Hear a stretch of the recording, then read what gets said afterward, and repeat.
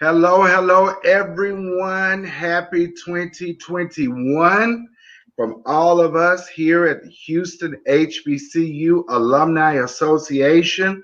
And welcome to our 2021 edition of Houston HBCU Live.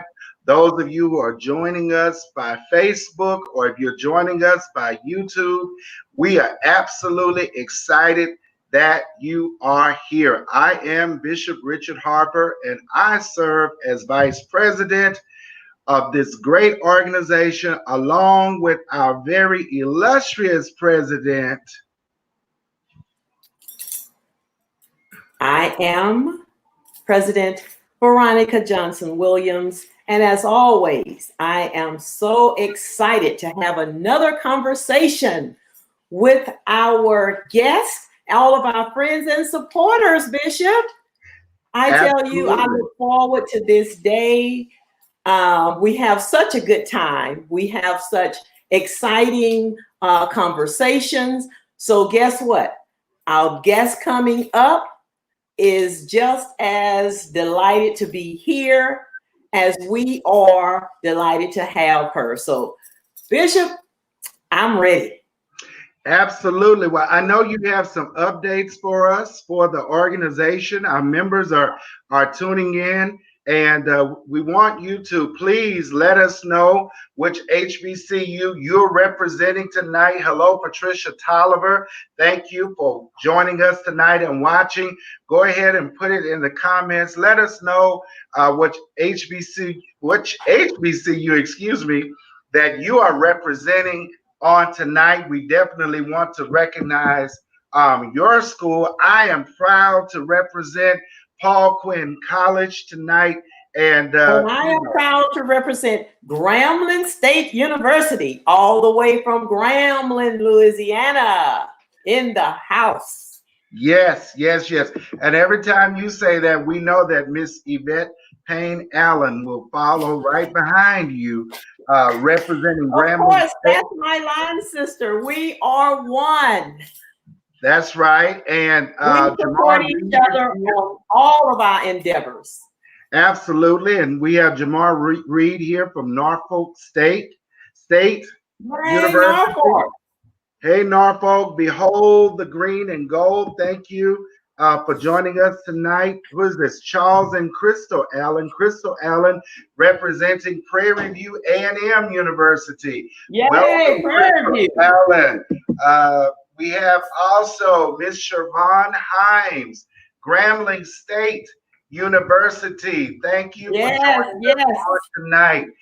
Please make sure that you let us know your school and who you're representing, and we want to recognize you. While everybody is giving shout outs to their school, Ms. Veronica, why don't you go ahead and bring us up to speed? Let us know. We've got some events coming up, and then we've got a great conversation tonight with a very special guest who is actually one of our own. And that's what makes it so special when we have our own, because Houston HBCU Alumni Association is comprised of some of the most dynamic people that you ever want to meet. And so we don't ever have to look very far. Within arm's reach, we have dynamic people that are doing phenomenal things in society and in our culture. So, Ms. Veronica, please bring us up to speed with our announcements and all the happenings that's going on. Oh, yes. Let's talk about just a few of them that are coming up. And I just saw popped up, I told you tonight, we're going to introduce our leaders of this great organization. So I just saw our secretary, Janice Argadon, pop up. So hello, Janice. Everyone, please meet our dynamic secretary of the Houston HBCU Alumni Association, HBCU AA, Miss Janice Argadon from Virginia State University. She's our secretary, everyone. As Bishop introduced himself as our vice president, and I've already introduced myself. I serve as our president. So throughout the conversation tonight, as we see the rest of our leaders chime in, we certainly want to recognize them and they will be sending out something in the chat to you all. So with that, let me draw your attention to our upcoming mentoring program. We are a strategic partner of the Houston Independent School District, and our mentoring program, our HBCU mentoring program, is housed there. And right now we are with Welch Middle School. We will be meeting there every second Saturday at 10:30 with those students, exposing them to higher education, as well as our historically Black colleges and universities. And then, of course, we have coming up the largest HBCU college fair in the nation for the sole purpose of recruiting. Last year, we had over 50 HBCUs to convene for that fair, and we will be hosting it again on March 6th. First Saturday in March, and March, as you know, is HBCU Awareness Month. So what better way to kick off HBCU Awareness Month than to host our annual 2021 HBCU College Fair. So guys, please join us for that. We will be in person as well as virtually. So many of our schools will be on virtually, some of them, and we will have many of them as well in person. We will be able to social distance. Our host hotel, as well as the location for the fair, is Marriott South at Hobby Airport, conveniently located at 9100 Gulf Freeway. If you know where Hobby Airport is, then I am sure you cannot miss the hotel. The name is on the top, and we want to draw your attention to our website. There you will find everything, the flyer, as well as how to register your students. And we are encouraging our parents to come with your students. Come with them so that the two of you can fall in love with the college or university of the student's choice. And so that we will be hosting from 10 a.m. in the morning to 2 p.m. in the afternoon. The City of Houston Health Department will be there. They are one of our major partners, along with many of our other partners. So we will be practicing our, everything will be health related and social distancing. We will have temperatures checked. You will have to receive a band before you enter the room. That is telling us that you have been over to visit with the health department area, which they will also have a lot of goodies to be able to give you after you pay a visit with them. So we have a lot of giveaways, guys. We have a TV, a smart TV. We have a PS4, an Xbox, PlayStation game cards for the students to be able to play the games on that. So we have all those things and more to be able to give away at the college fair while the students are picking up that very necessary material so that you can further your education. We want our historically Black colleges and universities to make sure that those schools are your first choice when you decide where to further your education. There are over 100 of them, and guess what? They were designed, Bishop, with you in mind, with me in mind, and all of our students. So for whatever you want to study, there is one of those students, one of those schools that has already been designed and waiting on you. So don't forget, look out on our website, hbcuaa.org. Look out there, look at the flyer, and go ahead and register. You can register right there so that you will not miss. We only convene once a year. Like we said, we are the largest HBCU college fair in the nation for the sole purpose of recruiting. Bishop, those are some of the things that we have coming up for our organization, and then some other things that I want to talk about when we talk about happenings on the yard. Just quickly, make sure you follow up with your schools. I'm talking to the alums now. Follow up with your schools.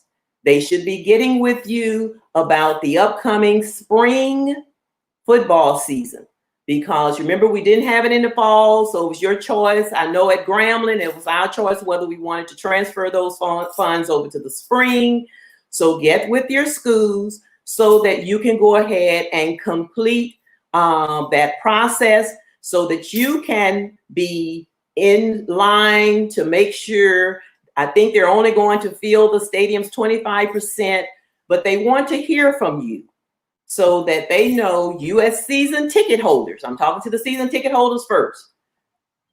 Make sure you communicate with your school so they will know what direction to go in as it relates to your season tickets.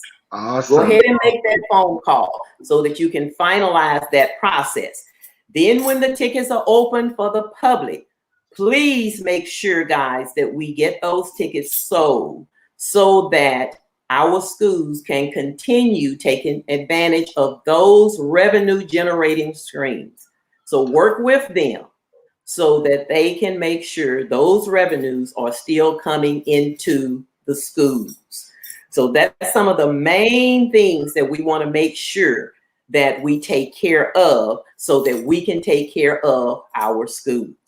That's right, Ms. B. We want to make sure that we are taking care of our schools. Thank you for those updates. You know what? I'm excited to get into this conversation tonight, and we have so many, and we've recognized you, and your names have come up. All of our HBCUs that are present here, people on Facebook watching, people on YouTube watching. But I'm excited tonight that we have a conversation with one of our very own, and these are always dynamic conversations. We have been very blessed and fortunate to have, as I earlier stated, very dynamic members of our organization that are doing wonderful things in society and for our culture. Tonight, our guest is Joyce Johnson, who is an author, speaker, sales champion, and business coach, who has worked as a sales leader, business consultant, and mentor for over 20 years. Joyce recently released her 7th book and first memoir, No Backdoors for Me. By relaying her story, Johnson wants to free African American women from feeling the sense of failure or pain that evolves from the constant impact of isms throughout their careers. Joyce began her career in professional sports and later entered the telecommunications industry, leading to a role as sales director in global markets. Joyce finished at the top, number one for 2 consecutive years, 2017 and 2018. She is the Black female founder behind Y Sales Network, which provides education and training tools for the success of college students, recent grads, sales professionals, and their supporting leadership teams. Passionate about mentorship and development of college students, she has published 3 books: Why Sales for College Students, Top 10 Sales Tips for College Grads, and Get a Job Today, 5 Things You Need to Know, in a series of guides to coach students on personal growth and development of their career path. Joyce is a graduate of the historical Prairie View A&M University, where she received a BA in communications.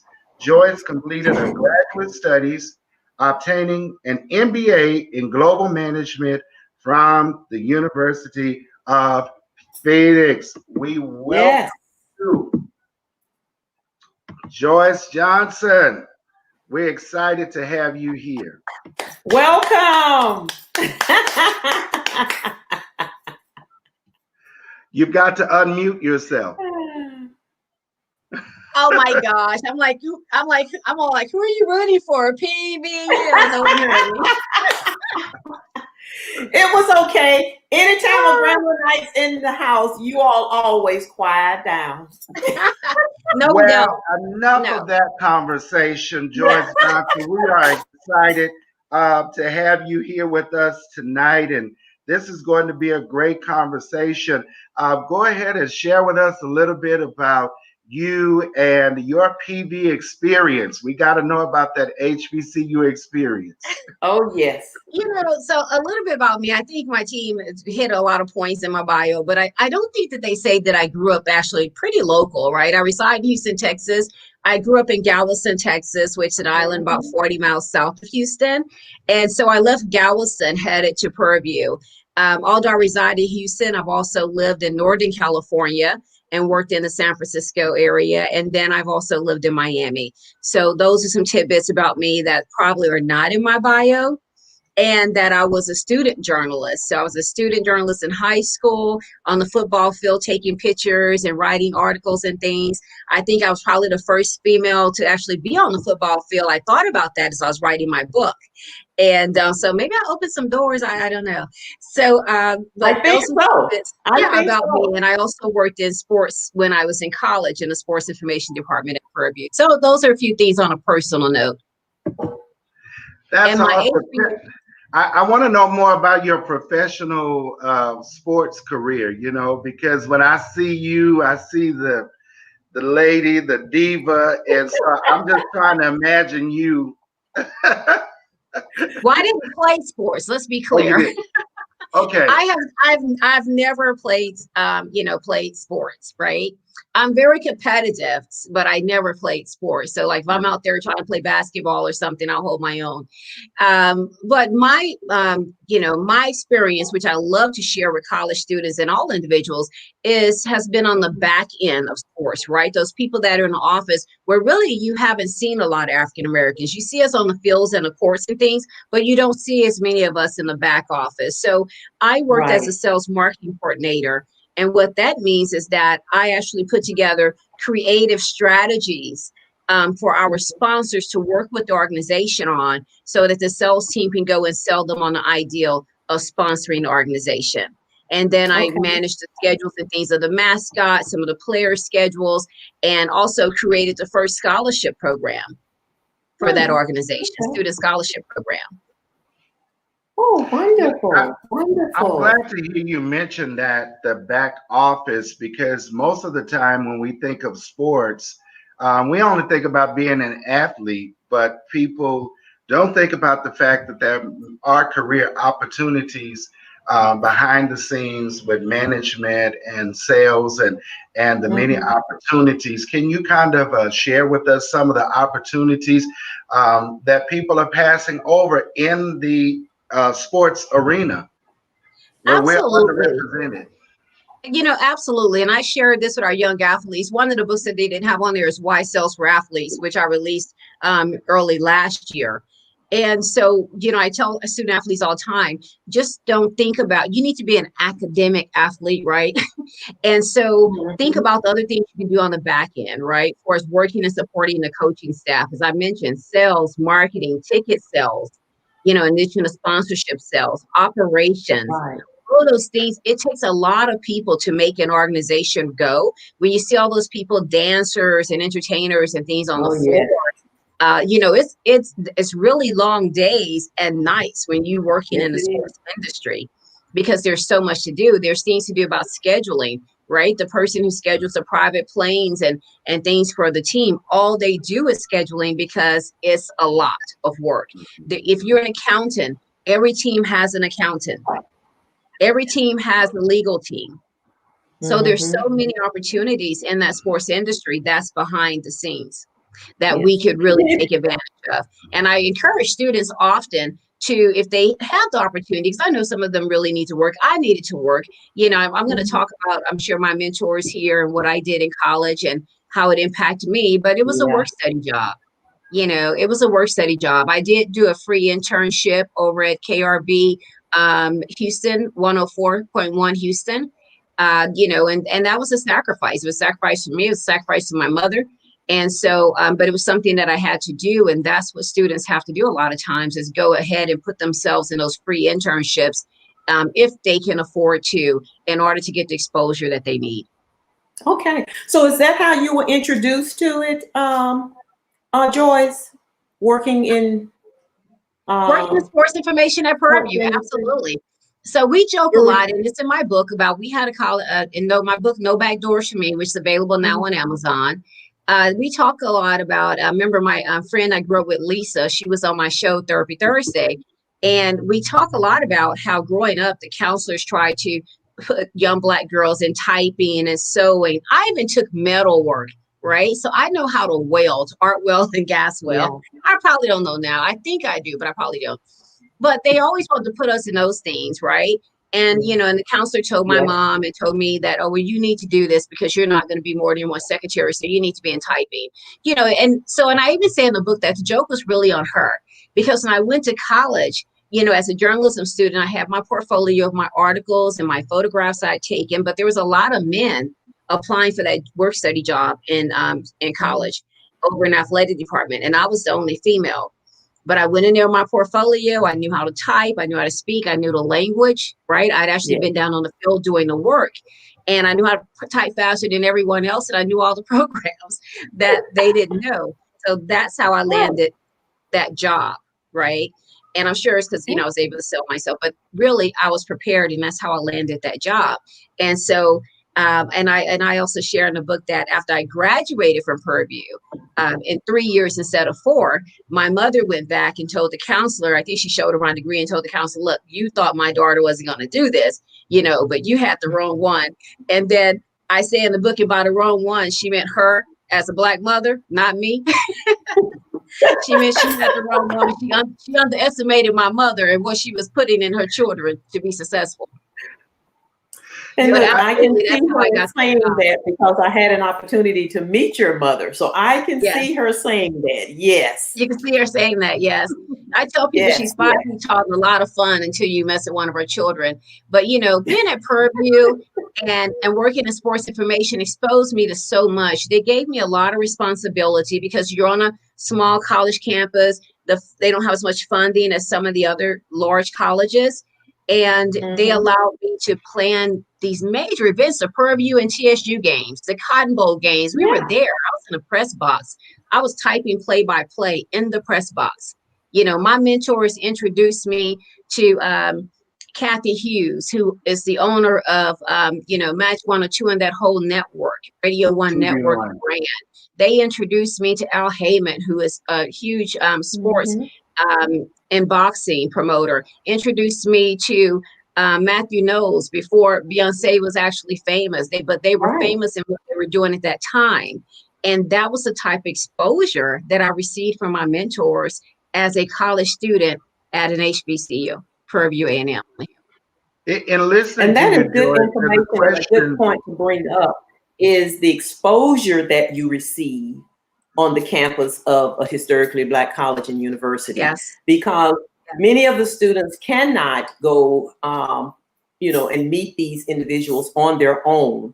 And the universities actually bring these people to the campuses so that all the students have an opportunity to be exposed to individuals, Broadway plays, you name it. Those universities make sure they expose our students to all the things that you may not have an opportunity to be exposed to just by attending an HBCU. So thank you for bringing that up. That is good information. Absolutely. Joyce, let me ask you, and you brought up something because you said that you had taken up metal shop and courses like that. How important is it for young African-American women to challenge themselves to pursue those opportunities that are predominantly male dominated? It's very important. You got to hop in there. So I'm in the sales profession, and that's my whole brand. I've mirrored sales and my love for the sales profession with mentoring college students, and that's what Why Sales Network, my organization, is all about. And so, being a woman in sales, I have often been the only woman in a room, and the only person of color in the room. And it's important that we push ourselves to get into those environments. One, just because we deserve to be there. We're just as smart and strategic, passionate about, the roles and what we're doing as our male peers.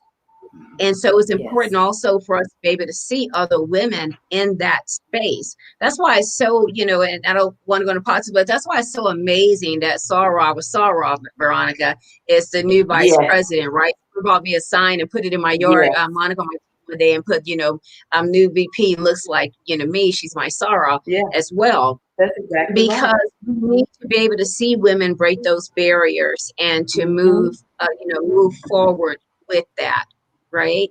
And that's been my plan. That's what I've been working to do. I want young people in my family. It hasn't been easy, and I talk about that in my new book, No Back Doors for Me.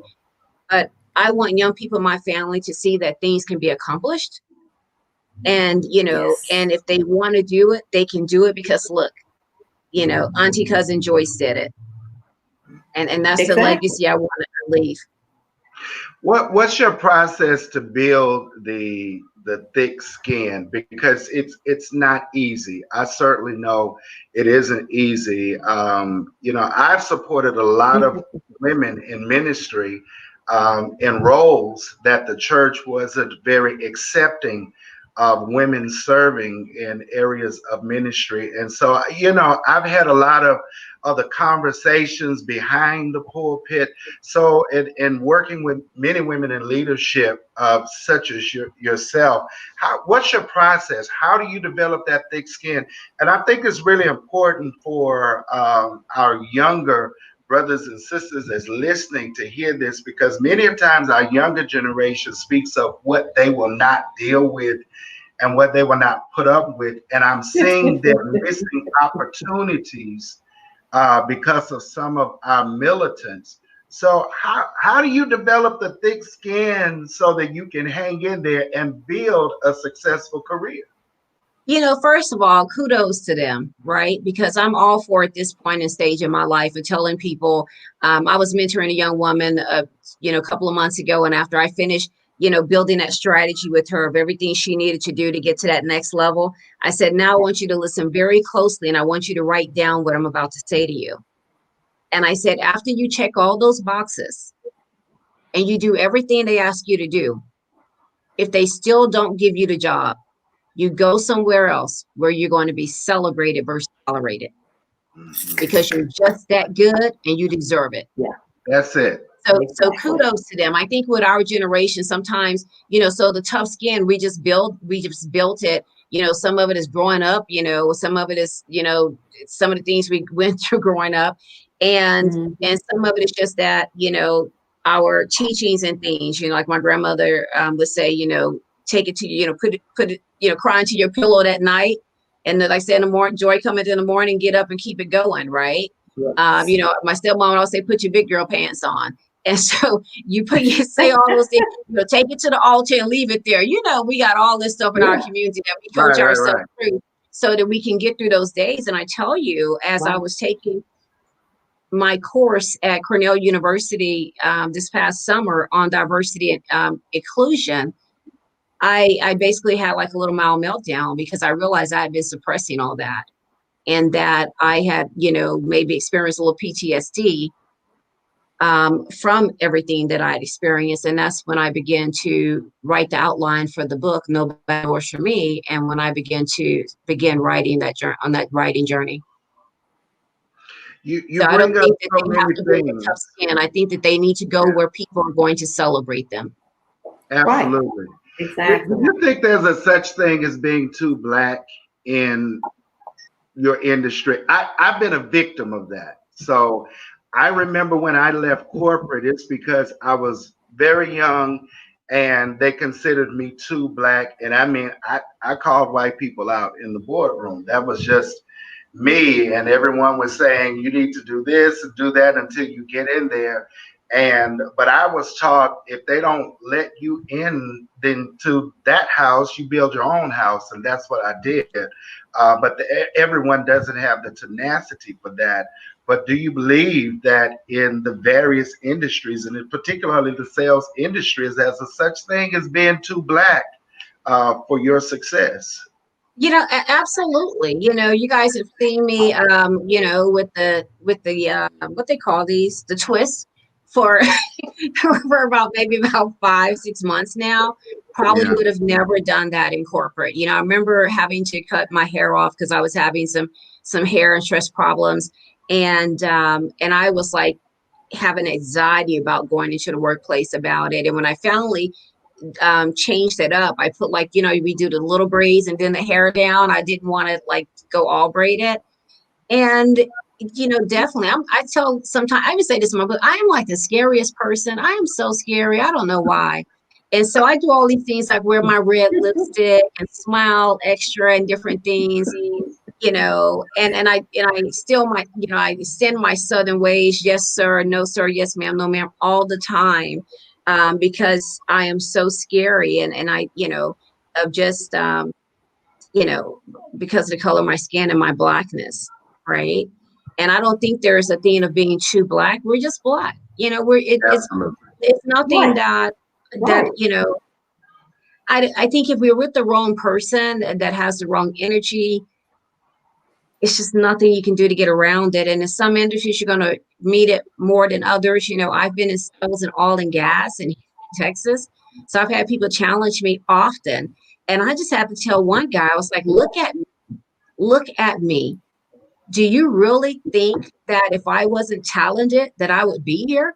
I'm an African-American woman in Houston, Texas, selling to major oil and Absolutely. gas companies. Hey, but We've yeah, traveled some of the same roads, I see. yes, And that's when why I Bishop left talk Houston about at one time. the pink skin, Yeah. yes, it's from your experiences. Yes, So you get that that's tough how skin you from your built it. experiences, yes. Hmm. Some of it you're born with, but some of it you just have to keep getting up every morning. And you Right. keep going. That's phenomenal. Hey guys, thank you for joining in. If you've just tuned in, you tuned in to Houston HBCU Live, the monthly broadcast from the Houston HBCU Alumni Association. We are in conversation with one of our esteemed members, author, speaker, business coach, and sales champion, Joyce Johnson. Now, in the second part of our conversation, the time is just really escaping us. We want to start talking about your book and your career as an author. I think that's so phenomenal. What has inspired you to become an author? I've always wanted to write. Like I said, I was a journalism student in high school and in college. I wanted to be on TV. When I met Marvin Zentler, if you guys remember him, I was like, I want your job. And Oh, he's like, yeah. can I retire first? I'm like, okay, but then I want your job. And so as if. But so I've always wanted to be a journalist, and I kept trying to find a way to write. I think, first of all, when I was younger, so many myths about what it took to become an author. And it was before the time of a lot of self-publishing, but I did get some poems that I would write published, that I'd done. I used to always write poetry and things like that for self-healing, and or just for people, for birthdays, or just what have you, a way of expression. And I've even done some of that in corporate, but I kept trying to figure out how would I brand it, because I knew, and this is the sad part, you guys, because I knew that once I fulfilled that dream, and once I, put my cape on, that it was going to be a lot tougher in corporate than even it had been already. I knew that it was going to be taken True. personally, for like, who's Yes. this little black girl thinks she is. But I was sitting in a Yes. conference, and I heard a woman say that, I have her book right here. Have her book right here, Michelle Thornton Gee. She used to go over BET Women, and now she's recently took another role. But I heard her talk. She said, "You know what?" She said, "I wrote my book anyway." She said they should be happy that I wrote my book because it helps their brand. And I was like, you know what? And then I was just so into what she was saying that she asked, and I guess she caught my eye, right? She caught my energy. So she looked at me and she said, "Stand up, introduce yourself." And I tell you, Bishop and Veronica, when I stood up that day in that conference, I stood up and for the very first time ever, I said, "I am Joyce Johnson." Yeah. And And so, you you were know, a new you. I can tell you yeah, that right now. it Yes. from that was the first time ever I stood up and I said, "I am Joyce Johnson." Wow. And I met my publisher who I've been with him, he's been with me since 2017. I met him maybe a year before. And when I walked out of that room, who was one of the first people that I saw? Him. Yes. I said, "Call me when we get back to Houston." I think we were in Chicago. I said, "Call me when we get back to Houston." And after that, I wrote my first book in 30 days because it was already in me. Right. Yes. It was You already need in me. someone to pull it out. Yes. And so since Very then, I good. just kept going. And I said, like I said, the importance of it is, you know, one of my little nieces, she's 16, she sat and read my book and she's like, "Aunt Joyce, you wrote this? This is you?"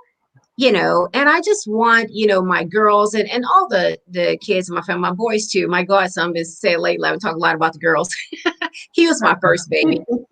But, you know, I just want them to know whatever it is you want to do in this world, go for it.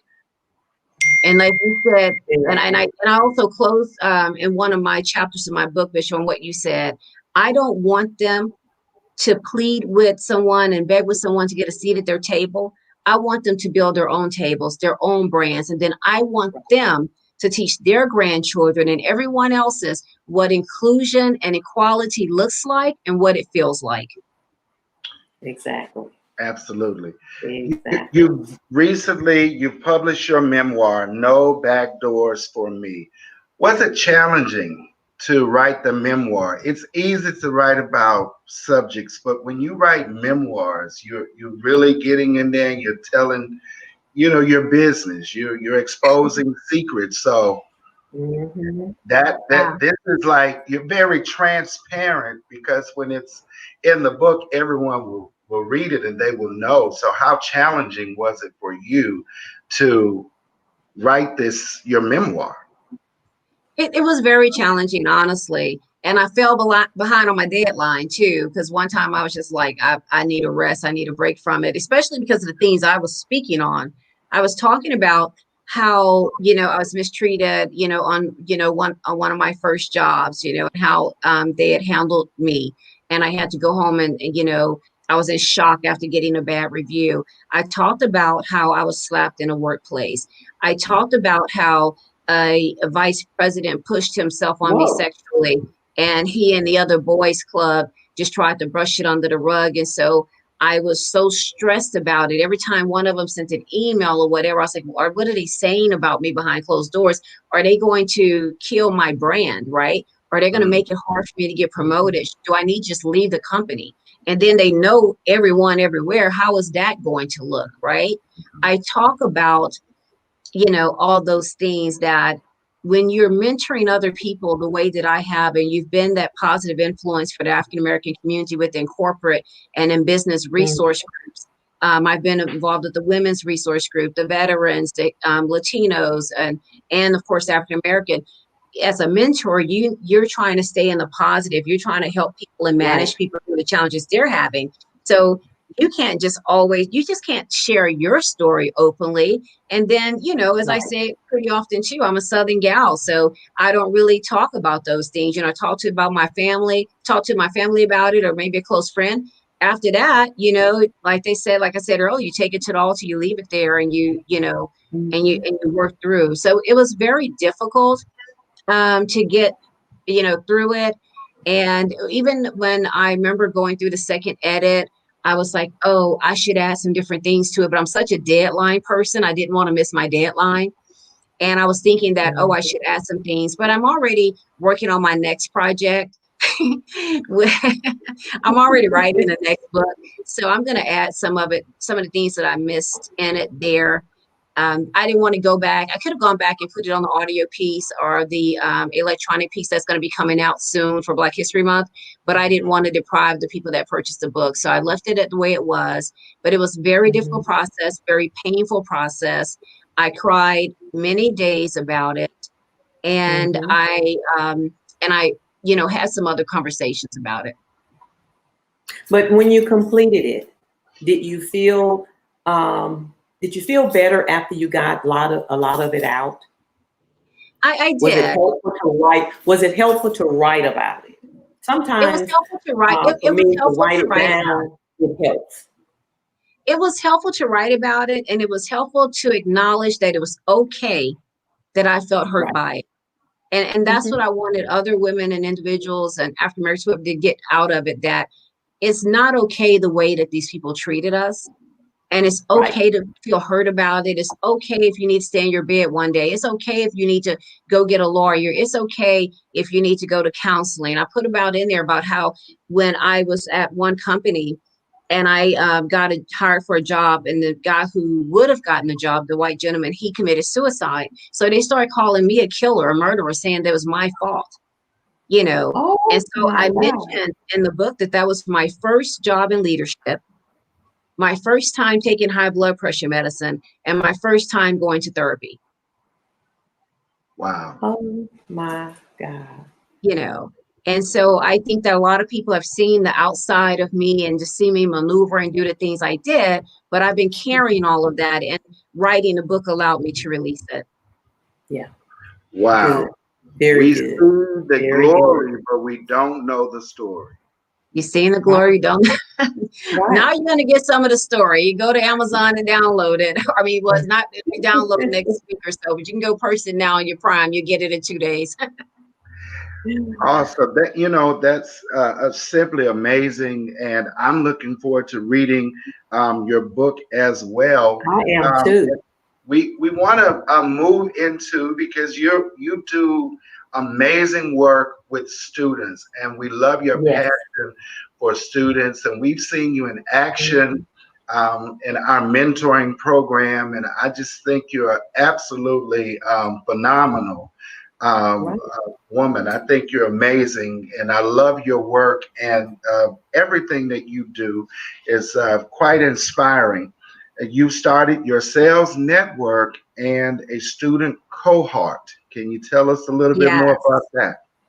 Yeah, so I plan to launch Y Sales Network this year, actually. Next year, 2022. But I left corporate in the summer of 2019 after having another one of those uncomfortable conversations. So I was like, let me just move along. It's just some time in life, age in life, when you're like, oh, yeah.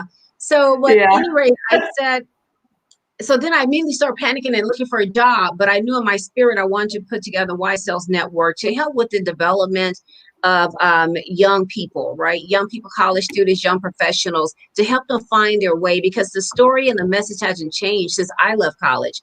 I'm afraid. What if I don't succeed? What am I going to do next? What type of job am I going to have?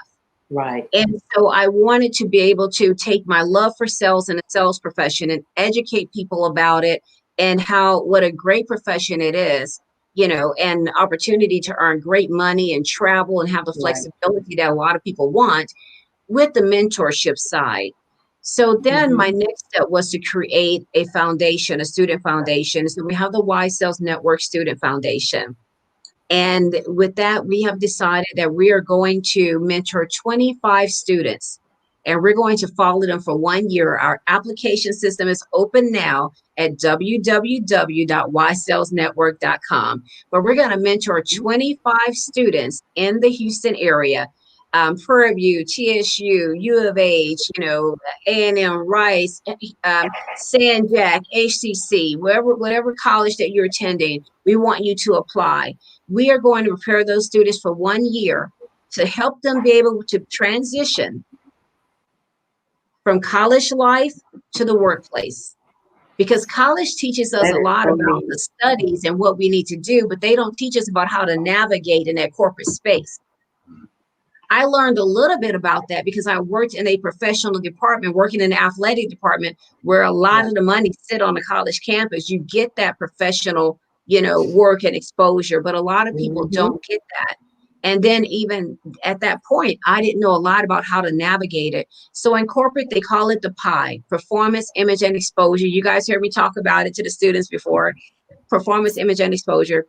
We are going to teach them how to navigate corporate. First, we're going to start with, who are you?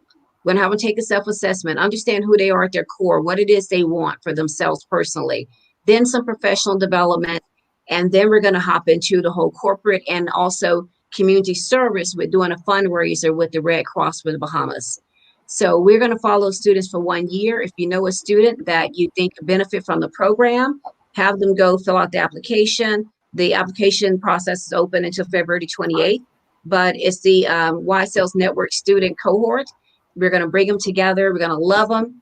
We're going to coach them. We're going to align them with mentors for different companies that could help them. And when they graduate, they will have what they need to be successful in the workplace. Very good. And that is so needed. I can't tell you how many times Bishop and I have been asked about that component. And my response always, Bishop, I always give this response. We always discuss it, but that component needs someone to head it up, because right now each component has, someone to oversee it. So anything that's added, we certainly welcome it, and we would certainly welcome your experience, your input, as well as you taking on that component. So that one is one that this organization, Houston HBCU Alumni Association, have not taken on. So I am so happy to have somewhere to direct those individuals so that they know that we are in sync with an organization that's designed to help those students transition from college life to corporate. Absolutely. Absolutely. Send them on over. That's what I love doing. I tell my niece who's 18, I've been telling her for a couple of years now, girl, do not worry about high school. College is where it's at. Get to your college life. Right. That's where you meet your lifelong friends. That's where you probably won't even remember the high school friends.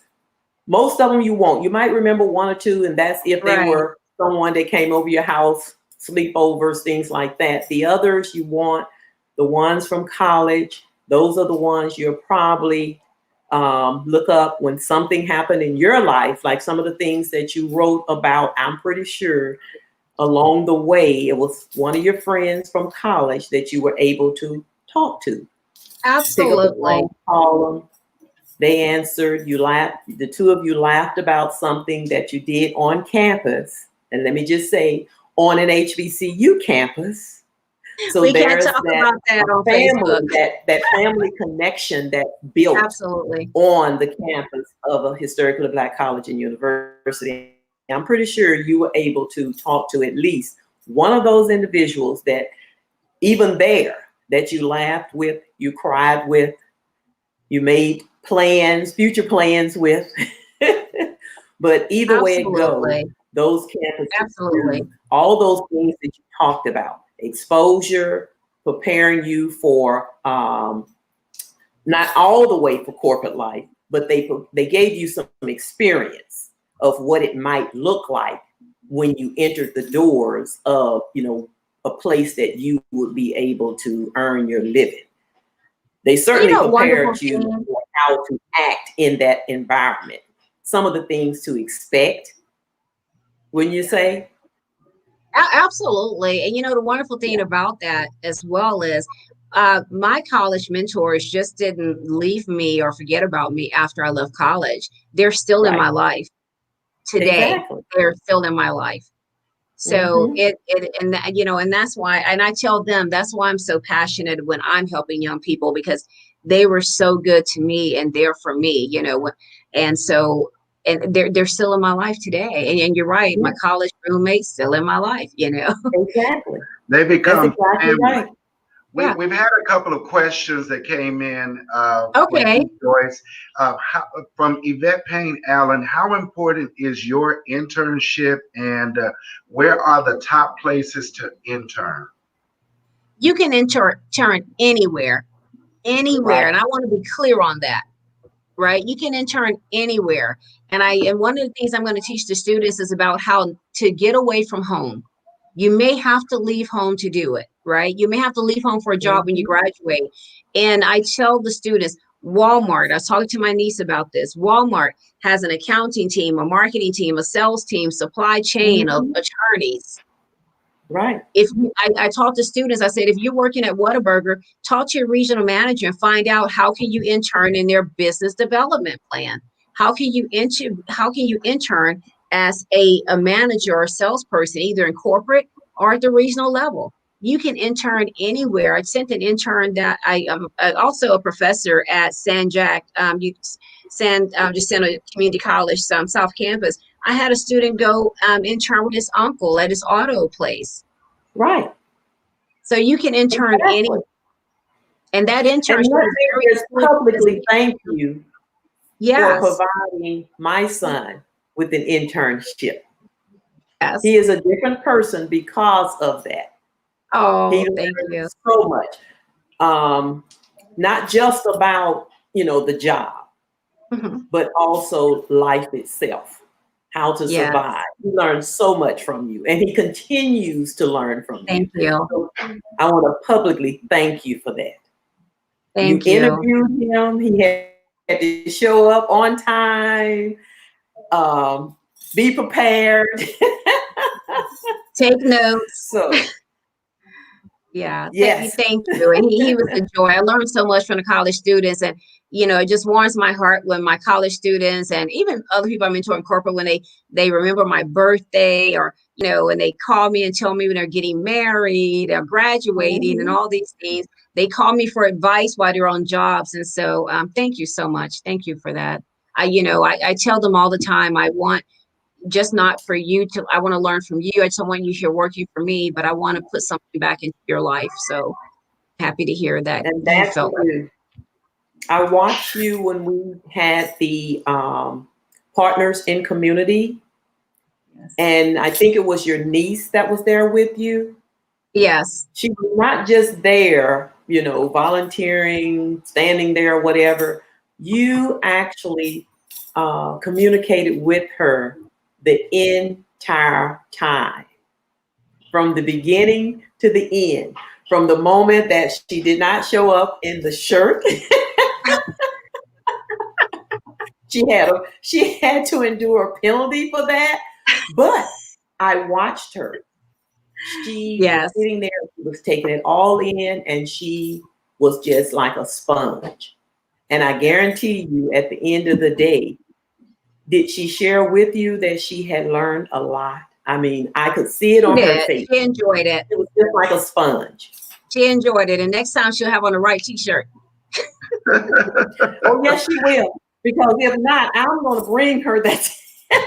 Find out what this baby supposed to have on, because Joyce is going to educate her the entire time. And that was good. It really was. I tell them, you're volunteering. Volunteers are the most important job it is, because people are counting on you. You need to show up. You need to show up on time. You need to be prepared, and you need to be in uniform, period. Absolutely. We have another question, actually a request for you. This comes from Yvonne Gurley Jackson. We need your presence at the Houston HBCU Alumni Association College Fair in March, please. So your presence is being requested at the college fair. I cannot believe Miss Yvonne did me like that on social media. She know we exchange emails. And she's a Soros, so you know how Soros are. Once they start leaning on that shield, that's it. Leaning on the shield, I tell you. Public. So just check. I've launched a co-authoring program. I've launched a co-authoring program to help other people who would like to become writers come together with their brand and my brand to publish a book.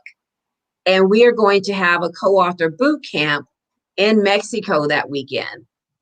And I wanted to commit virtually, but what I don't want to do is get bogged down with something and then and be late or something or what have you. So maybe if it's early in the morning, I can get up in Mexico and, if the internet's good, and I can commit virtually. Miss Yvonne, I cannot believe you. We were just exchanging emails last night. Well, you know what, Joyce, if we don't see you at the college fair, we know we'll see you at the mentoring program. So absolutely, we will appreciate you in the final minutes of tonight's episode, tonight's broadcast. Joyce, is there anything that you would like to share with us? Anything on your heart? I'm big about words, so I don't like to say last words, final words. Yeah. So. Yeah. Just to go, I like you said, I feel a little freed after I had a friend call me. He's like, "Are you dating? Do I need to vet someone? Why are you glowing?" And I say, I think I've gotten rid of a lot of stuff, a lot of stuff in 2020. And I also created a journal to go with the book, No Back Doors for Me, because I want people to do the work as well the way that I did. So go to Amazon and purchase the book. Feed into our young people like we do in the mentoring program. It doesn't take a lot of time, but it definitely takes a village. So, whatever you can do. And sometimes it's not your kids. Sometimes I know we all have kids we're responsible for. And, if you want to take my niece, I'll take one of yours. And like I tell people all the time, I'll mentor yours if you mentor mine, because mine don't listen to me. But, yeah, take some time with the young people and give back because they need it. Don't forget our college babies, and continue to just show them what we are capable of. Show them. Absolutely. Joyce Johnson, you're phenomenal. I can't say it enough. Thank you for joining us tonight. And you can find Joyce Johnson online at IamJoyceJohnson.com. It's there in the comments. And again, thank you so very much. Okay, one last moment to my Sarah Veronica. Happy birthday to ya. Happy birthday to ya. Happy birthday. I love you so much. You are such a jewel. And I know you're going to go and get a degree from Grambling State University. I can't sing, but it was on the heart. Okay. That was beautiful. You know what? You led right into it perfectly, because that was going to be the end for tonight's show. So you led right into it perfectly. So happy birthday to you, Miss Veronica Johnson Williams. We couldn't do what we are doing without you, and you have been such a phenomenal person in my life and in my family. And your name is just like Tide and Clorox is household. We talk about Miss V every day. My friends who have never met you before, they know Miss V, and they look to see the selfies where I've been posting for the last 3 years now, Miss V and me. So that's that. I end every HBCU event with that selfie of Miss V and me.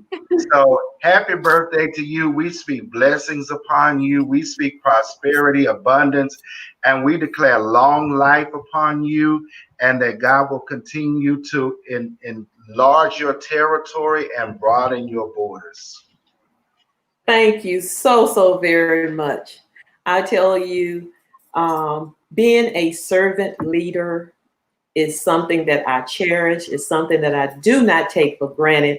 And every day I thank God for giving me the ability and placing individuals around me, such as you all and the entire team, so that we as a group can take care of our community. I tell my students all the time, I say, yes, we are our brother's keeper. And don't you ever let anyone tell you any different. That's right. And with that, thank you all so very much. It means so much to know that we all think of each other. Absolutely. You summed it up. And on that note, we're going to say good night. We'll catch you in the month of February. Good night. For HBCU Live. Good night, everybody. Thanks for Good night. Good night.